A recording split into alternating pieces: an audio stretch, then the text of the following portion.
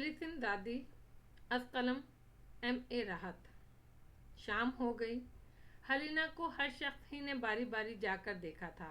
وہ بہت دیر تک سوتی رہی تھی اور پھر جاگ گئی تھی۔ سراتو اور قندیل نے اس کے زخموں کو دیکھا تھا اور ان پر وہی مرہم رکھ دیا تھا جو بظاہر عام قسم کی جڑی بوٹیوں کا بنا ہوا تھا، اور ایک معمولی چیز بڑی بڑی کارآمد اور قیمتی چیزوں پر حاوی ہو جاتی ہے۔ چنانچہ اسے استعمال تو اسی انداز میں کیا جا رہا تھا جیسے بات ٹالی جا رہی ہو اور صرف ایک فرض پورا کیا جا رہا ہو، لیکن اس بات کے امکانات بھی تھے کہ اس کے اثرات بہت ہی انمول ثابت ہوں۔ وہ رات بالکل پرسکون گزر گئی۔ کوئی واقعہ، کوئی ایسی بات نہیں ہوئی جو باعث تشویش ہوتی، اور دوسری صبح پہلے دن سے زیادہ خوشگوار تھی، کیونکہ پورا دن اور پھر رات بھر آرام کر کے تقریباً تمام ہی لوگ چاقو چوبند ہو گئے تھے۔ راج دیو نے آج کے شکار کی ذمہ داری سنبھالی اور اپنے ساتھ بھرت چندر اور کرنل فیروز کو لے گیا۔ باقی لوگ یہیں تھے۔ چنانچہ راج دیو شکار کے لیے نکل گیا اور یہ لوگ مختلف موضوعات پر گفتگو کرتے رہے۔ قندیل کو ایک بہترین مشغلہ ہاتھ آ گیا تھا۔ وہ زیادہ تر حلینا کی دیکھ بھال کر رہی تھی اور حلینا سے اس کی کافی گفتگو ہوتی رہتی تھی، یورپ کے بارے میں اور دوسرے نہ جانے کون کون سے معاملات کے بارے میں۔ راج دیو راؤ سکندر سے اچھا شکاری ثابت ہوا۔ وہ آج 2 بہترین اور تندومند ہرن لے کر آیا اور اس کے بعد ہرن کے لیے کام شروع ہونے لگا۔ راؤ سکندر نے مسکراتے ہوئے راج دیو کے کان میں سرگوشی کی، راج گوشت خوری کی بری عادت میں نے تمہیں ڈال دی ہے، لیکن بھرت چندر کیا سوچتا ہوگا کہ اس کا ایک ہم مذہب کس طرح جانوروں کے پیچھے پڑ گیا ہے۔ بھلے آدمی، تم نے بھرت چندر کو گوشت چباتے ہوئے نہیں دیکھا، سانبھر کی ران ادھیڑ کر رکھ دی تھی اس نے۔ ارے ہاں، وہ بھی تو گوشت خور ہے، راؤ سکندر نے مسکراتے ہوئے کہا۔ ویسے راؤ، یہ علاقہ ابھی تک تو کافی پرسکون ثابت ہوا ہے۔ تمہارا کیا خیال ہے؟ ہو سکتا ہے یہاں ہمیں کوئی مشکل ہی نہ پیش آئے، راؤ سکندر نے جواب دیا۔ بات کچھ ہے تو صحیح مشکلات کی، لیکن ہم جس طرح گزار رہے ہیں اس کا تمہیں اچھی طرح پتہ ہے۔ بس ذرا ان 2 خواتین کی وجہ سے الجھتا رہتا ہوں۔ پہلے ایک مسئلہ تھا، اب 2 ہو گئی ہیں۔ ہاں راج دیو، اور ایک حیرت انگیز بات تم نے محسوس کی ہوگی۔ کیا؟ حلینا بہتری کی جانب مائل ہے، گویا گولیوں نے کوئی ایسی جگہ تلاش کر لی ہے جہاں وہ محفوظ ہو گئی ہیں، اور ہو سکتا ہے ان سے نقصان نہ پہنچے۔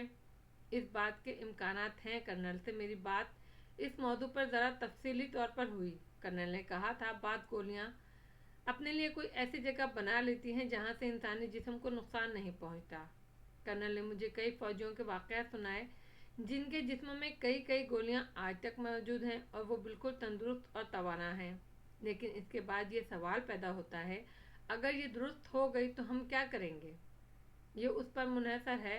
ہم نے نیک نیتی سے اسے اپنے درمیان جگہ دی، اور میرا خیال ہے اگر وہ ٹھیک ہو جائے اور اپنے ساتھیوں کے درمیان جانا چاہے تو ہم اسے کسی بھی ایسی جگہ جہاں اس بات کے امکانات ہوں گے کہ ایڈمنڈ زیادہ دور نہیں ہے، اسے ایڈمنڈ کے حوالے کر دیں گے، اور اگر وہ یہ نہ چاہے تو پھر ظاہر ہے انسان کی حیثیت سے اسے اپنے ساتھ رکھنا ہی پڑے گا۔ جب ہم یہاں سے واپس جائیں گے تو اسے اس کی پسند کی جگہ بھیج دیں گے۔ بعض اوقات میں سوچتا ہوں وہ ہمارے لیے کسی خطرے کا باعث نہ بن جائے۔ کس طرح؟ وہ بہرحال ہمارے دشمنوں سے تعلق رکھتی ہے۔ ہاں، میں نے بھی یہ سوچا تھا، لیکن بہرحال اسے کوئی نقصان پہنچانا بھی ممکن نہیں۔ ہیلینا کو تیسرے دن بخار ہو گیا، اتنا تیز کہ وہ جھلس کر رہ گئی۔ سب کو تشویش ہو گئی، لیکن سراتو کو معلوم ہوا تو وہ الٹی بات کرنے لگا۔ شر، اب یہ ٹھیک ہو جائے گی۔ کیسے سراتو؟ شر میرا شوشر ونڈرفل ہے، جڑی بوٹیوں کا ماہر۔ شر گونتی کو جنگلی ریچھ نے زخمی کر دیا تھا، اس کا آنتے ٹوکری میں رکھ کے لایا گیا تھا۔ میرا شوشر اس کا علاج کیا، گونتی کی حالت خراب ہوتا گیا۔ میرا شوشر بولا اس کو بخار ہو گیا تو وہ ٹھیک ہو جائے گا۔ سب لوگ اس کا مذاق اڑایا۔ گونتی کو کلر بلیک ہو گیا، بٹ اس کے بعد وہ ٹھیک ہو گیا۔ شوشر بولا اس کا دوا نے ریچھ کے پنجوں کا زہر فنش کیا اور اپنا کام کیا۔ ایسا ہی ہوتا ہے شر۔ ہو سکتا ہے سراتو تمہاری بات درست ہو، راؤ نے کہا، اور سراتو کی بات ہی درست نکلی۔ ہیلینا لوہے کی طرح تپتی رہی پورے 20 گھنٹے۔ اس کی کیفیت خراب رہی، پھر اس کا بخار خود بخود اتر گیا اور وہ نیم غشی کے عالم میں پڑی رہی۔ مزید چند گھنٹوں کے بعد وہ بہتر حالت میں آ گئی۔ उस वक्त कंदील भी उसके पास थी।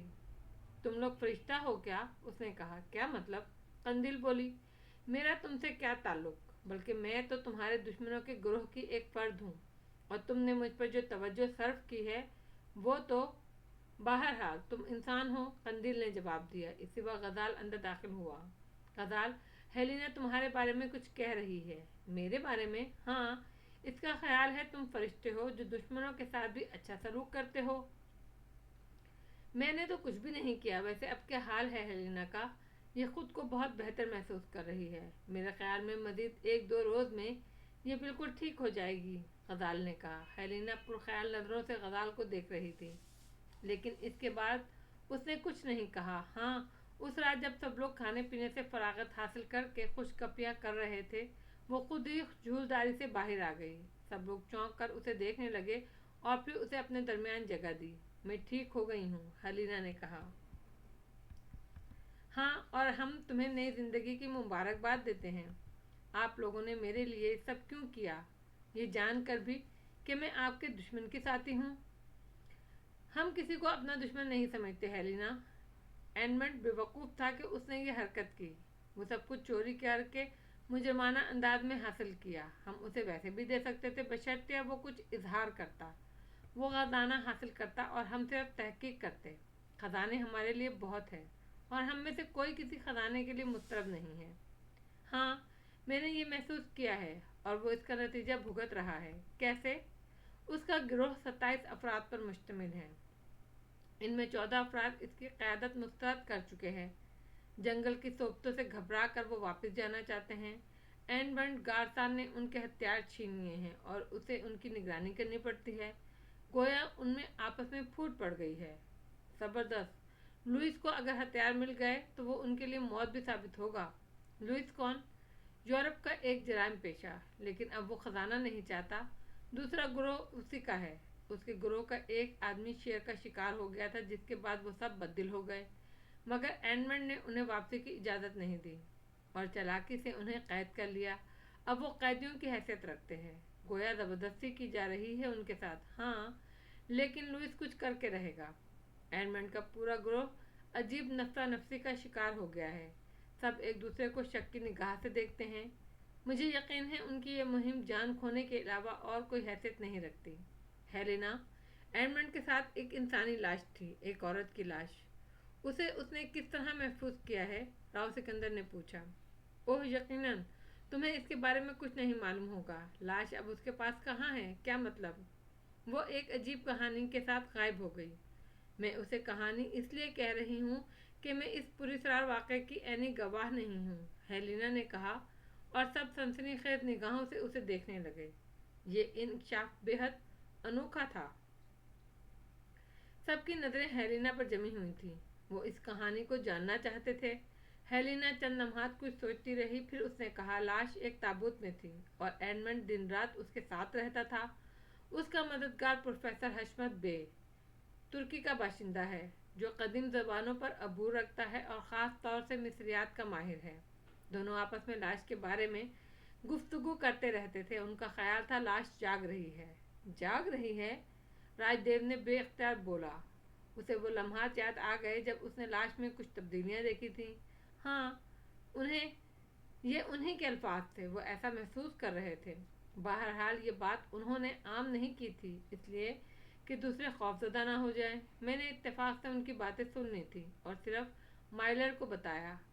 माइलर कौन? एक खुदगर्ज इंसान जिसने मुझे ख्वाब दिखाए थे और मैं सिर्फ उसी की वजह से यहाँ आ गई। वो एडमंड गारसान का रिश्तेदार भी है और बेहतरीन निशानाबाज भी, इसीलिए गारसान उसे अपने साथ ले आया था। वही लाश का निगरान था। बात लाश की हो रही थी, कर्नल फिरोज ने याद दिलाया। हाँ, एक तारीख रात में अचानक हंगामा हो गया था। बाद में मुझे वो हैरतनाक दास्तान सुनने को मिली। प्रोफेसर हशमत बे और गारसान लाश के ताबूत के पास मौजूद थे, लेकिन हम खौफजदा हो गए थे। दफातन उन्हें ताबूत के पास कुछ आहटें महसूस हुई। तब उन्होंने 2 बूढ़े आदमियों को देखा जो नाबीना थे। उन्होंने ताबूत का ढक्कन खोला था। टार्चों की तेज रोशनी में उन्होंने बूढ़ों को देखकर ललकारा और बूढ़े अंधों की तरह एक दूसरे को टटोलने लगे। लेकिन फिर गारसान और हशमत बे की घिघी बन गई, क्योंकि उन्होंने लाश को ताबूत में बैठे हुए देखा था। फिर वो सहारा लेकर ताबूत से बाहर निकल आई और दोनों बूढ़े मेरी तरह भाग उठे। लाश के मुंह से कुछ अल्फाज भी निकले थे। इसके बाद लाश आहिस्ता आहिस्ता चलती हुई जंगल की तारीकियों में गुम हो गई और वो सब पत्थर के बुत बन गए। फिर उन्हें होश आया तो वो बदहवासी के आलम में जंगल में दौड़ भाग करने लगे, लेकिन ना तो उन्हें लाश मिली और ना ही वो दोनों बूढ़े नजर आए। बूढ़ों के बारे में उन्होंने क्या अंदाजा लगाया था कि वो कौन थे? राव सिकंदर ने कहा, क्या वो नाबीना बूढ़े एडमंड के साथी नहीं थे? कतई नहीं। बाद में एडमंड ने ख्याल जाहिर किया कि वो आपकी पार्टी के लोग हो सकते हैं। हेलेना ने बताया, लाश के गले में एक सुनहरी सांप था और एक चमड़े की दस्तावेज। वो एडमंड के कब्जे में है। नहीं, वो लाश के साथ चली गई। ओह, तब भी एडमंड रास्तों का इंतखाब कैसे कर रहा है? दस्तावेजात की मदद से। प्रोफेसर हशमत बे और एडमंड गारसान ने एक अलग नक्शा तैयार कर लिया है। वही उनका मुआविन है। तुम्हारा क्या ख्याल है हेलेना? इस हमले के बाद उन पर क्या रद्दमल होगा? मैं क्या कह सकती हूँ? बस एक बात बता सकती हूँ कि इस ग्रोह में हर शख्स खुद गर्ज है। वो सब सिर्फ अपने बारे में सोच रहे हैं। कोई किसी से मुखलिस नहीं है।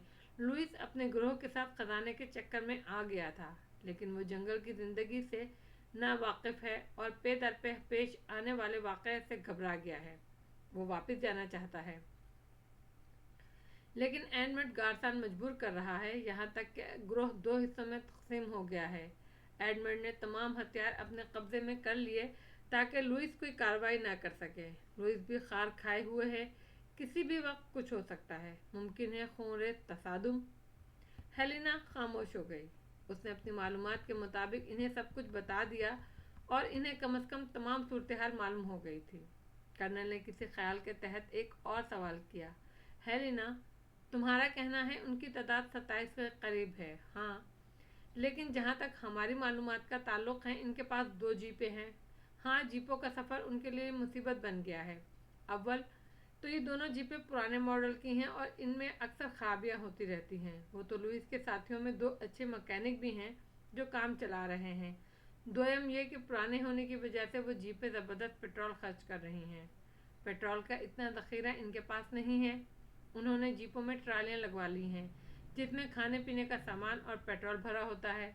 पेट्रोल का एक टिन लीक कर गया, जिसकी वजह से साथ रखा हुआ खाने पीने का बहुत सा सामान ख़राब हो गया। और फिर 2 जीपों पर जब 13-13 और 14-14 अफराद लद जाते हैं तो इनकी रफ्तार भी बेहतर नहीं होती और इनमें खराबियाँ ज़्यादा पैदा होती जा रही हैं। एडमंड इस बात पर सख्त अफसुर्दा है कि इसने घोड़ों के बजाय जीपों का इंतखाब क्यों किया। बाहर तो सख्त परेशानी का शिकार हैं वो लोग। जहाँ खुले और सपाट मैदान नज़र आ जाते हैं, वहाँ जीपों के इंजन बंद कर दिए जाते हैं और फिर वो लोग इन्हें धकेल कर आगे बढ़ाते हैं ताकि हमवार रास्तों पर ऐसी जगह जहाँ से अपनी बर्क रफ्तारी से निकल जाना हो, जीप एक कारआमद साबित हो सके। आप लोग यकीन कीजिए, एडमंड गारसान ने अभी बहुत बड़ा फासला तय नहीं किया है, लेकिन अभी तक के सफ़र ने उसे निढाल कर दिया है। मैं अक्सर माइलर से कहती थी कि वो किस अजाब में गिरफ्तार हो गया है, लेकिन माइलर की आंखों में भी खजाने की चमक है। वो एक सुनहरे मुस्तकबिल के लिए सब कुछ फरामोश कर चुका है, कमीना कहीं का। हेलेना चंद नमात आज़ादा रही। फिर उसने कहा, आप लोग मेरी वजह से किस कदर परेशान हो रहे हैं। काश उसका मौका ना आता। मैं नहीं जानती आप लोग मेरे लिए क्या कर सकते हैं। क्या होगा मेरा? मैं देखो हेलेना, हम लोग खुद भी इससे ज़्यादा तुम्हारे लिए कुछ नहीं कर सकते। जिस तरह हमारे साथ दूसरे लोग मौजूद हैं, इसी तरह तुम भी सफ़र जारी रखो। अगर हम इस मुहिम से ज़िंदा वापस आ गए तो तुम जहाँ चाहोगे तुम्हें पहुँचा दिया जाएगा। तुम्हारी हालत तो अब काफ़ी बेहतर है। यकीनन तुम बिल्कुल ठीक भी हो जाओगी। इससे ज़्यादा तुम्हारे लिए कुछ नहीं किया जा सकता। राजदेव ने साफ लहजे में कहा, यही आपका बहुत बड़ा एहसान है, वरना मेरा ताल्लुक जिन लोगों से है, इन्हें सामने रखते हुए ये मुश्किल था कि आप मेरे लिए ये सब कुछ करते। हेलेना की इस बात का जवाब किसी ने नहीं दिया। फिर भरत चंद्र पूछ बैठा, तुमने कहा, बल्कि शायद हमें दूसरे ज़राए से भी मालूम हुआ था कि एडमंड के ग्रोह में 2 ख़वातीन हैं। दूसरी कौन है? प्रोफेसर हशमत की बेटी शुमाइल। हेलेना ने जवाब दिया। बहरतौर ये कोई ऐसा मसला नहीं था जिस पर बहुत ज़्यादा गुफ्तगू की जाती।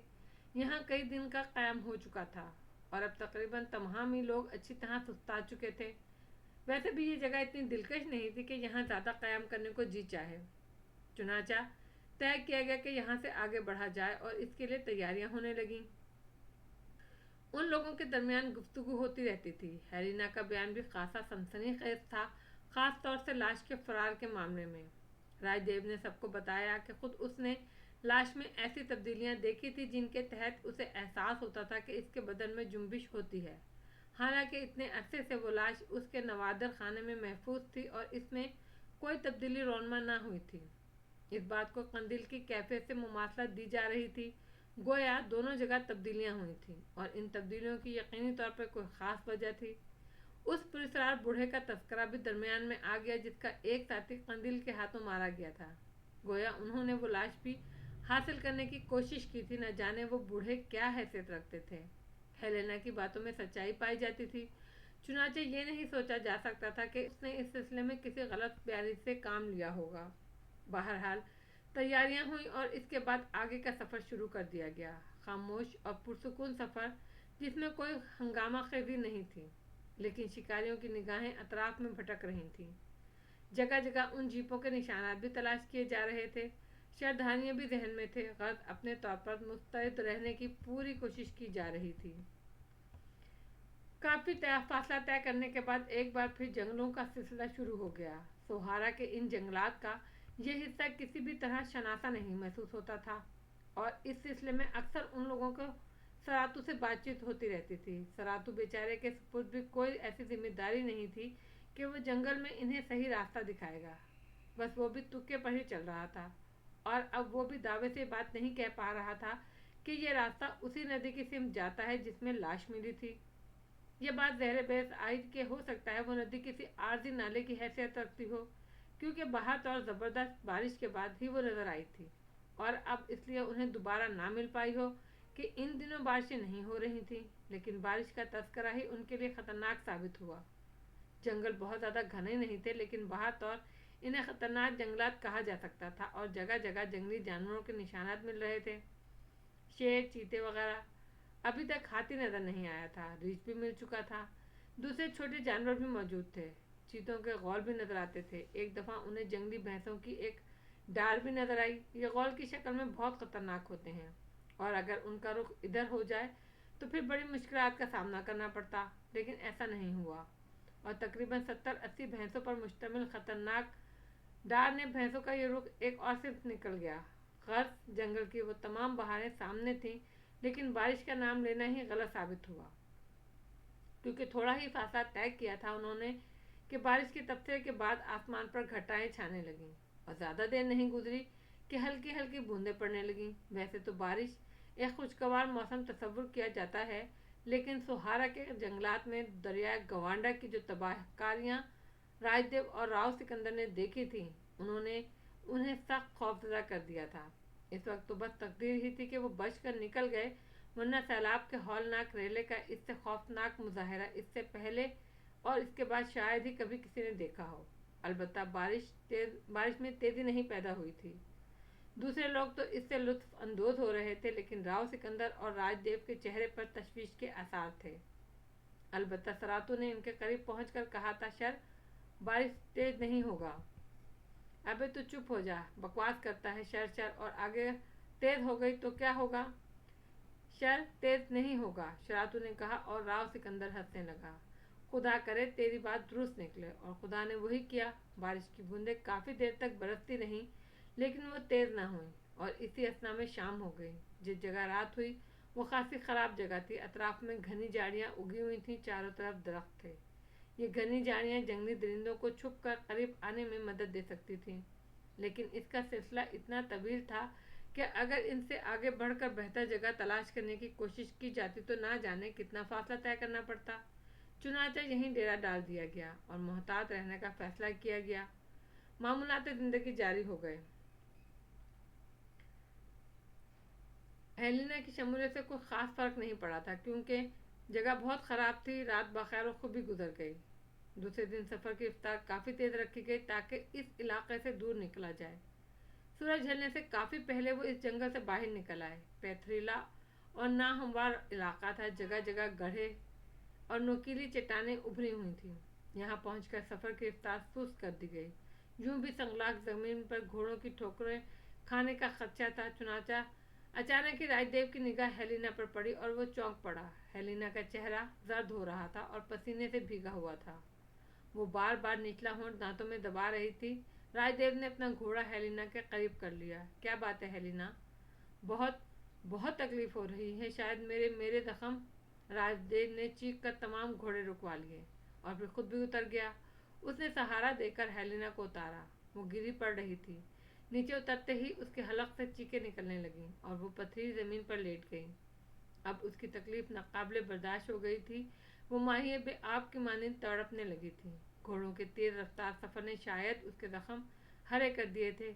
अब आगे बढ़ने का सवाल ही पैदा नहीं होता था। वहीं डेरा डाल लिया गया। किसी के समझ में नहीं आ रहा था क्या करे।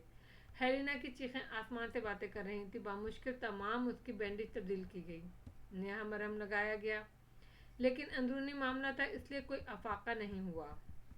वो सब इसके लिए अफसुर्दा हो गए थे। किसी की समझ में नहीं आ रहा था क्या करे। हेलिना अब बुरी तरह निढाल हो गई थी। चंद घंटों के अंदर अंदर उसका रंग झुलस गया। इसी परेशानी में रात भी गुजर गई। खाने पीने के लिए कुछ नहीं किया जा सका। किसी का दिल ही नहीं चाह रहा था। हेलिना अब बेहोश थी। उसका चेहरा कर्ब और अजियत की तस्वीर बना हुआ था। माहौल बेहद भयानक था। तहद्दे निगाह चट्टानें नजर आ रही थीं। बाद जगह तो इन चट्टानों में तहरीक नजर आने लगती थी, लेकिन बगौर देखने से महसूस होता था कि नजरी धोखा है। लेकिन वो रोशनी नजरी धोखा नहीं थी। ये अजीब रोशनी न जाने कहाँ से उबर रही थी। यूं लगता था जैसे जमीन से उबल रही हो। भरत चंद्र ने उसे सबसे पहले देखा था। बहुत मध्यम रोशनी थी। राजदेव, ये क्या है? रोशनी? राजदेव ने उसे देखते हुए बोला। हाँ, मगर ये जमीन से निकलती हुई महसूस हो रही है। ऐसा ही लग रहा है। मेरा ख्याल है नजरअंदाज करो। क्या मतलब? तमाम मामला जानने के लिए नहीं होते। और फिर ये जंगल है, भरतचंद्र ने किसी कदर कपकपाते लहजे में कहा और राजदेव हंस पड़ा। तुम्हारा मतलब है कोई सहर, कोई जादू? नहीं राजदेव, हर चीज का मजाक नहीं उड़ाते। माफ करना भरतचंद्र, जानी पहचानी चीजें तो हमारे शहरों, हमारी बस्तियों में सभी को होती हैं। इन्हीं अजनबी कहानियों के लिए तो जंगलों और सहराओं का रुख किया जाता है। आओ भरत, देखें इस रोशनी का राज क्या है। भरतचंद्र ने गहरी गहरी सांसें ली और मुस्कुराता हुआ बोला, ये तो उल्टी आंतें गले पड़ गईं। बहरहाल चलो। दोनों घोड़ों पर सवार हुए और सुस्त रवि से रोशनी को देखते हुए आगे बढ़ने लगे। बाकी लोग मुसलसल हेलिना में उलझे हुए थे। खुद उनके जहन में भी इस वाक़े से काफ़ी मुतासिर हुए थे, लेकिन उनका कोई हल नहीं था। हेलिना की अचानक जो कैफियत हो गई थी, इससे इस बात का खतरा पैदा हो गया था कि वो मर न जाए, लेकिन कोई भी जरिया नहीं था उनके पास जिससे हेलिना को कोई फ़ायदा पहुंचाया जा सकता। चुनाचा तनबा तकदीर हो गए थे। हेलिना की तमेदारी खुद राव सिकंदर कंदील और गजाल कर रहे थे। उन लोगों के सुपुर्द बाहर की जिम्मेदारियां थीं। चुनाचा वो अपना काम कर रहे थे। वो रोशनी पर निगाहें जमाए आगे बढ़ते रहे। अभी तक ये बात समझ में नहीं आ सकी थी कि रोशनी कहाँ से आ रही है। रफ्ता रफ्ता वो उसके करीब पहुंचते जा रहे थे, क्योंकि दरख्तों का इलाका नहीं था और एतराफ़ का अच्छी तरह जायजा लिया जा चुका था। चुनाचा दरिंदों वगैरह का कोई ख़तरा नहीं था। थोड़ी देर के बाद बिला आखिर वो उस जगह पहुंच गए जो रोशनी का मरकज़ थी, और राजदेव के हलक से हंसी निकल गई, क्योंकि रोशनी का राज उनके सामने आ गया था। जिस जगह वो पहुंचे थे वो मैदानी इलाका तकरीबन ख़त्म हो जाता था। यहाँ से ढलवान शुरू हो जाती थी। ढलवान में एक बस्ती नजर आ रही थी और इस बस्ती में मौजूद घर रोशन थे। चूंकि बस्ती ढलवान में थी और उसके मकानात वहां से नजर नहीं आ सकते थे, लेकिन रोशनी बुलंद हो रही थी। यह था इस रोशनी का राज। बस्ती तकरीबन 60-70 मकानात पर मुश्तमिल थी और ये मकानात अच्छे खासे नजर आ रहे थे, यानी मुकामी आबादी के असरददा झोंपड़े नहीं थे। वो लोग किनारे पर खड़े उस बस्ती को देखते रहे। तभी भरतचंद्र ने राजदेव को मुखातिब करते हुए कहा, राज, अगर हम हेलिना को यहाँ ले आएं तो क्या ये बेहतर नहीं होगा? हो सकता है आबादी में इसके इलाज का कोई जरिया निकल आए। सोहारा की आबादी में तो कोई अस्पताल नहीं, और तुम जंगल की इस बस्ती में किसी डॉक्टर की तवक्को कर रहे हो? नहीं, डॉक्टर की नहीं कर रहा। मेरा ख्याल था कोई ऐसा। आखिर ये लोग भी तो किसी तरह जीते ही होंगे। राजदेव कुछ सोचने लगा, फिर उसने कहा, पता नहीं रात के इस हिस्से में हम बस्ती वालों के पास पहुंचे तो वो हमारे साथ क्या सलूक करें। भरतचंद्र खामोश हो गया, लेकिन फिर न जाने क्यों राजदेव का दिल चाहा ये अमल करके देख लिया जाए, लेकिन राव सिकंदर के मशवरे के बगैर वो सब नहीं कर सकता था। चुनाचा थोड़ी देर बस्ती का जायजा लेने के बाद वो वहां से वापस चल पड़े और अपने कैंप पहुंच गए। राव सिकंदर से उसका तस्करा किया गया तो वो भी कैंप से बाहर निकल आया। हेलेना की हालत तशवीशनाक थी और वो लोग इस बेचारी के लिए कुछ कर भी नहीं पा रहे थे। राव सिकंदर ने भी इस बात का इजहार किया कि इस जंगली बस्ती में भला इसके इलाज का क्या बंदोबस्त हो सकता है। फिर कर्नल फिरोज और दूसरे लोगों से भी पूछा गया और कर्नल फिरोज ने कहा कि कोशिश कर लेने में क्या हर्ज है। अलबत्ता तय ये हुआ था कि तमाम लोग बस्ती में दाखिल ना हो, सिर्फ हेलेना को ले जाया जाए। ये भी नहीं कहा जा सकता था कि बस्ती वाले कैसे लोग होंगे। सरातू से भी मशवरा किया गया तो सरातू ने कहा शायद बाद जगह ऐसा वैद लोग नजर आ जाता है जो बड़ा फंटास्टिक होता है, हो सकता है उधर कोई वैद मिल जाए। तो तुम्हारी राय है हम उधर ले चलें? यस सर, सरातू ने कहा। उसकी गुफ्तगू करने के अंदाज पर हमेशा ही हंसी आ जाती थी, लेकिन इस वक्त सब भी तशवीश ज़्यादा थे। हेलेना हालांकि बिल्कुल ही गैर शख्सियत थी, लेकिन बहादुर इंसान थी और अब इनके दरमियान थी। तय ये हुआ कि राजदेव, कर्नल फिरोज, भरत चंद्र वहाँ चले जाएं और हेलेना को अपने साथ ले जाएं। हेलेना को साथ ले जाने के लिए उन्होंने एक स्ट्रेचर बना लिया था। बाकी लोगों के सुपुर्द ये जिम्मेदारी सौंपी गई कि वो कैंप की निगरानी करें। लेकिन फिर राव सिकंदर ने एक और तरमीम की, तुम लोग सरातू को भी अपने साथ ले जाओ। ये कैसे हो सकता है कि वो हमारी जमात समझ ले और हमारा मकसद जान ले। राव सिकंदर को इस बात से सब ने इत्तेफाक किया तो सरातू को भी साथ ले लिया गया। वो लोग तेज रफ्तारी से हेलेना को स्ट्रेचर पर डालते आगे बढ़ते गए और फिर उस जगह पहुंच गए जहां से ढलवानों का आगाज होता था। ये ढलान ज़्यादा खतरनाक नहीं थे। बस्ती वालों ने शायद उन्हें देख लिया था, क्योंकि थोड़ी ही देर में बहुत सी औरतें, बच्चे और चंद बूढ़े लोग इस तरफ आकर खड़े हुए थे जिधर से ये लोग ढलवान तय कर कर उतर रहे थे। ये बात भी सोच ली गई कि बस्ती वालों से किस तरह पेश आना है। सरातू तो सबसे आगे था। इसने उन लोगों को देखा जो रात की तारीकी में गौले बियाबानी नजर आ रहे थे। वो सब खामोश और साकित खड़े इन लोगों को देख रहे थे। तब सरातू ने आगे बढ़कर मुकामी ज़बान में अपना मुद्दा जाहिर किया और ये ज़बान समझ ली गई।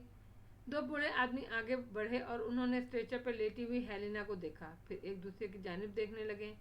उन लोगों में कोई जवान नजर नहीं आ रहा था। या तो सब बहुत ज़्यादा बूढ़े थे या फिर औरतें और बच्चे थे। किसी ने सरातू को कोई जवाब नहीं दिया और खामोशी से उनकी सूरतें देखते रहे। राजदेव ने आगे बढ़कर कहा, अगर आप लोग हमारी इस साथी लड़की की कोई मदद कर सकते हैं तो हम आपको आपका मुंह मांगा इनाम देंगे। सरातू ने यही जुमले मुकामी ज़बान में अदा किए। फिर वह साकित और जामिद खड़े रहे। उन्होंने कोई जवाब नहीं दिया। तभी अकब से कुछ हलचल सी पैदा हुई और एक बूढ़ी औरत आगे बढ़ाई। उसके बाल बिखरे हुए लंबे लंबे थे, बदन पर पूरा लिबास था, चेहरा बहुत ज़्यादा मद्दूक और झुर्रियों भरा था। आंखें छोटी छोटी लेकिन इंतहाई तेज थीं। अजीब सी शक्ल थी उसकी। दूसरे लोगों को हटाती हुई वो आगे बढ़ी और हेलेना के स्ट्रेचर के करीब पहुंच गई। उसने झुककर हेलेना का चेहरा देखा और चंद लम्हात इसी तरह झुकी रही। फिर इसके बाद उन लोगों को अपने साथ आने का इशारा किया। बाकी लोगों ने फौरन ही बूढ़ी औरत को रास्ता दे दिया और बूढ़ी औरत उन्हें लिए हुए बस्ती में दाखिल हो गई। बस्ती ही के दरमियानी हिस्से में एक वैसा ही मकान बना हुआ था जैसे दूसरे मकानात नजर आ रहे थे। बूढ़ी औरत ने मकान का दरवाज़ा खोला और उन लोगों को अंदर आने का इशारा कर दिया। राजदेव अपने साथियों के साथ अंदर पहुंच गया। एक जगह बूढ़ी औरत ने स्ट्रेचर रखने के लिए कहा, फिर तेजी से अंदर गई और 2 मशल जलाकर ले आई। उसने दोनों मशल जमीन में गाड़ दी और फिर घुटनों के बल हेलेना के पास बैठ गई। वो उसका बगौर जायजा ले रही थी। फिर उसने हेलेना के लिबास उसके बदन से हटा दिया। ये लोग थोड़ा सा झिझ गए, लेकिन एक नाजुक लम्हात थे ये, इसलिए मजबूरन वो बूढ़ी औरत की तरफ देखते रहे। उसकी कार्रवाई पर नजर रखना जरूरी थी। बूढ़ी औरत ने हेलेना के जख्म देखे, पट्टियां वगैरह नोच कर फेंक दी और फिर जख्मों पर उंगलियां फेरने लगी। चंद लम्हात इसी तरह गुजर गए। बूढ़ी औरत पागल लग रही थी और उन्हें खदशा था कि कहीं ये तजर्बा खतरनाक न साबित हो। घर के बाहर के हालात किसी को मालूम नहीं थे, लेकिन मध्यम मध्यम आवाज़ों से जाहिर होता था कि बूढ़ी के घर के दरवाजे के बाहर लोग मौजूद हैं। फिर दफातन बूढ़ी अपनी जगह से उठी और अपने घर के अंदरूनी हिस्से में दाखिल हो गई। वो लोग एक दूसरे की सूरतें देखने लगे। बूढ़ी वापस आई तो उसके हाथ में पीले रंग के कुछ पत्ते दबे हुए थे, जिन्हें उसने हथेली पर मसला और फिर हेलेना की नाक के दोनों नथनों में अंदर तक उन्हें ठूंस दिया। भरत चंद्र के अंदाज में एक लम्हे के लिए इस्तराब पैदा हुआ था, लेकिन राजदेव ने उसके शाने पर हाथ रखकर उसे पुरसुकून रहने के लिए कहा। बूढ़ी चंद लम्हात इसी तरह हेलिना का चेहरा देखती रही। इसके बाद उसने फिर उसके जख्मों पर उंगलियां फेरना शुरू की। वो आहिस्ता आहिस्ता अपनी उंगलियों पर दबाव डालती जा रही थी और जख्मों से खून बहने लगा था। भरत चंद्र घबरा कर कई कदम पीछे हट गया और राजदेव के अकब में आया। वो ये कार्रवाई नहीं देख पा रहा था। बूढ़ी औरत के हाथों की उंगलियों का दबाव आहिस्ता आहिस्ता इन जख्मों पर बढ़ता ही जा रहा था और फिर दफातन राजदेव के हलक से एक आवाज़ निकल गई। बूढ़ी औरत ने अपनी उंगलियां जख्म में उतार दी और ताकत लगाकर कुछ कर रही थी। एक लम्हे के लिए राजदेव के अंदाज में भी इस्तराब पैदा हुआ क्योंकि जख्म से भल भल करके खून बहने लगा था, लेकिन बूढ़ी औरत अपने हाथों को जुम्बिश मुस्तकिल दे रही थी। राजदेव ने बमुश्किल तमाम अपने आप को संभाले रखा और बूढ़ी औरत की यह कार्रवाई देखता रहा। चंद मिनट इसी तरह गुजर गए। बूढ़ी ने हेलिना को इधर उधर उधेड़ कर रख दिया था, लेकिन उसका नतीजा जो जाहिर हुआ वो हैरतनाक था कि राजदेव की आंखें हैरत से फैल गईं। बूढ़ी ने चंद ही लम्हात के बाद खून में डूबी हुई कोई चीज बाहर निकाल ली। ये राइफल की गोली थी। उसने गोली निकालकर एक सिमत रख दी और फिर दूसरे जख्म में इसी अंदाज में उंगलियां डालने लगी।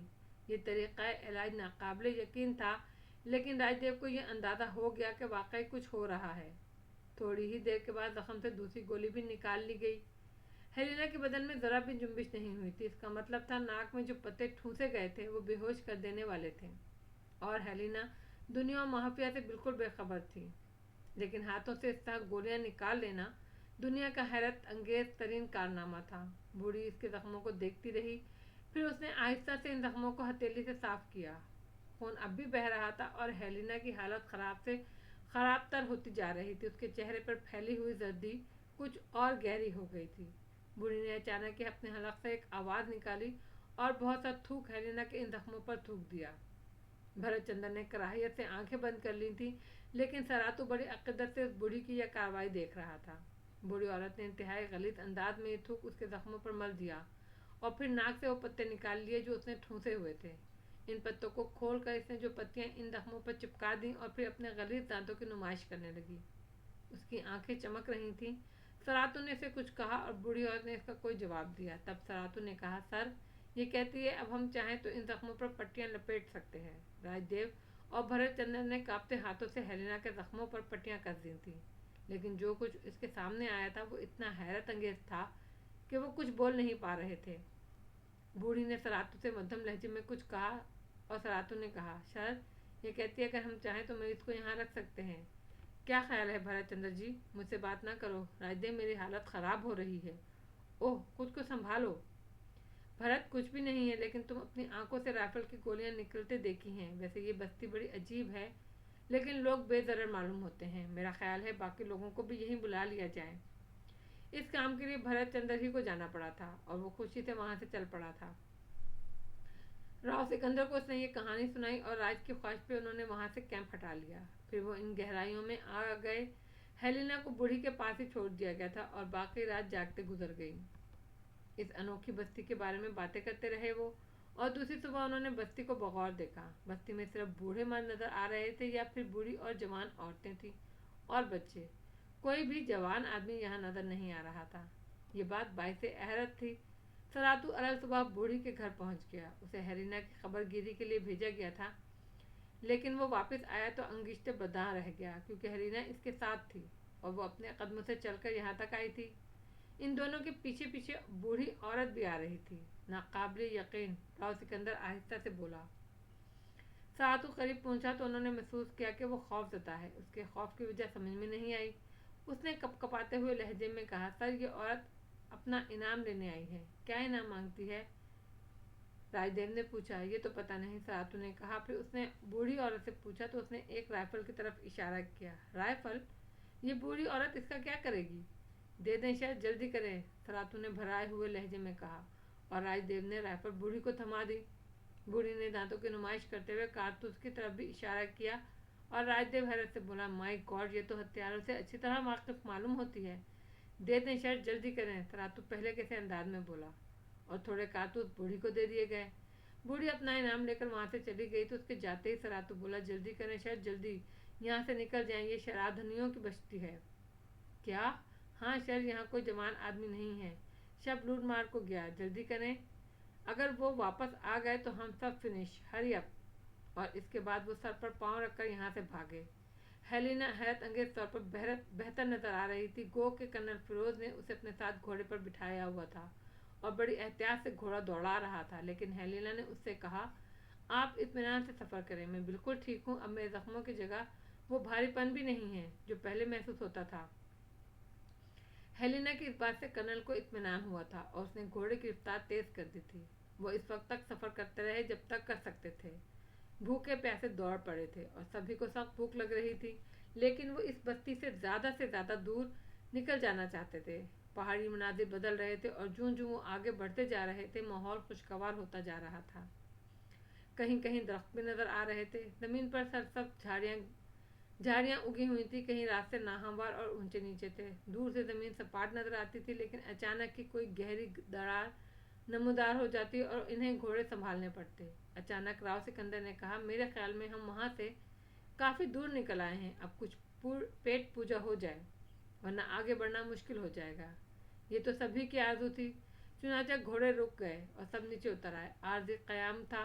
चुनाचा सिर्फ खाने पीने पर तवज्जो दी गई। अशिया तक़सीम की जाने लगी। सामने ही बंदरों का एक गौल नज़र आ रहा था जो खाने पीने की अशिया की तलाश में था और उनसे कुछ फासले पर रुक गया था। इनसे होशियार रहना, ज़रा सी नज़र चूकी और ये अपना काम कर जाएंगे। राजदेव ने कहा, हमारे भाई बंद हैं। भरतचंद्र ने कहा, हेलेना को देखो, बिल्कुल ठीक नज़र आ रही है। राव ने कंदील के पास बैठी हुई हेलेना को देखते हुए कहा, यह तरीका इलाज शायद ज़िंदगी भर ना भुलाया जा सके। तुमने नहीं देखा कि उसने किस तरह इन जख्मों पर उंगलियां फेरते फेरते अपनी दोनों उंगलियां इन सुराखों के अंदर दाखिल कर दी थी। भरतचंद्र की हालत ही ख़राब हो गई थी। बहरहाल ये एक अनोखा तरीका इलाज था। ज़माना कदीम में इंसान बहरतार जीते थे। बेशक वो इन मसाइल से दुचार नहीं थे, लेकिन जो मसाइल उन्हें दरपेश थे उनका हल उनके पास मौजूद था। अरे हाँ, हमने ये बात तो सरातू से पूछी ही नहीं कि उसे इस बस्ती पर श्रद्धालुओं की बस्ती का शुबा क्यों कर हुआ था। शायद वो श्रद्धालुओं की ही बस्ती थी। श्रद्धालुओं का एक खास निशान होता है, आधा मुड़ा हुआ खंजर। वो निशान इस बस्ती में जगह जगह मौजूद था। और फिर ये सोचता कि उधर जवान लोग क्यों नहीं। शायद समझ में आ गया। शायद दानिए, ये ताज्जुब की बात है कि बस्ती वाले लोग हमको नहीं लूटा। हो सकता है हमारे पास हथियारों ने उन्हें इससे बाज रखा हो। नो सर, ऐसा नहीं। बूढ़ा लोग, औरत लोग आसानी से ज़िंदगी गुजारता। बहरहाल तुमने सबको खौफजदा कर दिया सरातू। शायद अगर वो लोग वापस आ जाता तो फिर हमारा उधर से निकलना मुमकिन नहीं था। उन लोगों ने सरातू की बात पर कोई तबसरा नहीं किया। काफ़ी देर तक वो वहाँ आराम करते रहे। घोड़े भी घास चर रहे थे। आसपास ही मौजूद थे। उनकी आवाज़ें बार बार उभरने लगी थी, या फिर कुछ आवाज़ें कहीं और से सुनाई दी। घोड़ों के हनहनाने की आवाज़ें थी, लेकिन उन लोगों ने महसूस कर लिया कि ये इनके घोड़ों की आवाज़ें नहीं हैं। राजदेव ने तड़प कर राइफल उठा ली थी और सनसनी खेज निगाहों से इधर उधर देखने लगा। आवाज़ें दूसरे लोगों ने भी सुनी थी, लेकिन वो जगह नज़र नहीं आ रही थी जहाँ से ये आवाज़ें उभर रही थी। चंद ही लम्हात के बाद अंदाज़ा लगा लिया गया कि आगे फिर इसी किस्म की गहराई है जैसी एक गहराई से उन्होंने रोशनी उभरती देखी थी। कर्नल फिरोज, राव सिकंदर और राजदेव राइफलें संभाले बरक रफ्तारी से उस जानिब बढ़ने लगे। बाकी लोगों ने फौरन ही घोड़ों को कंट्रोल करना शुरू कर दिया और सभी मुस्तैद हो गए। ये तीनों आगे बढ़ते रहे और इनके अंदाजे के मुताबिक आगे वैसी गहराइयाँ थीं जैसी गहराइयों में उन्होंने एक बस्ती देखी थी, लेकिन इन गहराइयों में कोई बस्ती आबाद नहीं थी। अलबत्ता 2-3 घोड़े एक दूसरे से लड़ते झगड़ते दौड़ते फिर रहे थे।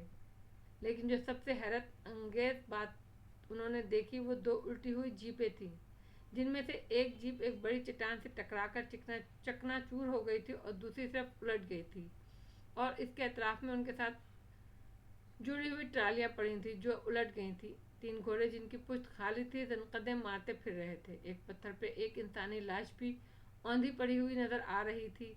चंद ही लम्हात के बाद उन्हें सूरत हाल का अंदाज़ा हो गया।